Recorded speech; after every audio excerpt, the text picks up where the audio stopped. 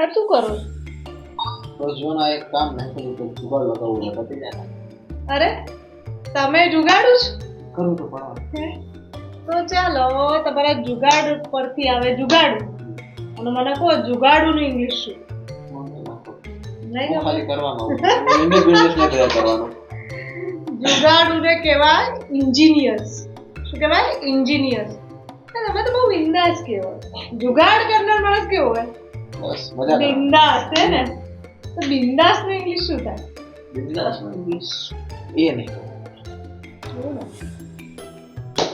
તો બિંદાસ નું ઇંગ્લિશ તમને ખબર છે? બિંદાસ એટલે ચિલ્ડ આઉટ. હા બસ ને આરામથી કામ કરો. હા, ચિલ્ડ આઉટ. બરોબર. તો તમે જુગાડ કરો એ બી બિંદાસ. એનો મતલબ જુગાડ કરે ને માણસ કેવો છુપા રુસ્તમ. કેમ કે એનામાં હિડન જેમ્સ હોય, હિડન જેમ અંદરનું ટેલેન્ટ હોય ને તો જ જુગાડ થાય. તો મને એ જણાવો કે જો તમે છુપા રુસ્તમ છો તો છુપા રુસ્તમ નું ઇંગ્લિશ ડાર્ક એનું ખબર છે મને. સહી પકડા હે, ડાર્ક હોર્સ. બસ તમને ઇંગ્લિશ આવડે છે. હે ને? તમે પેલા સારા બહુ બકા બકા કંટાળો આવતો હતો. બહુ પકાવ હતા ને બહુ બકા. એમને આપણે પકાવ કહીએ તો ખોટું લાગે. એમને આપણે એવું કહીએ ને કે સચ અ ટીડિયસ આપણે એવું કહેવાનું ટીડિયસ તોરે કહેવાય.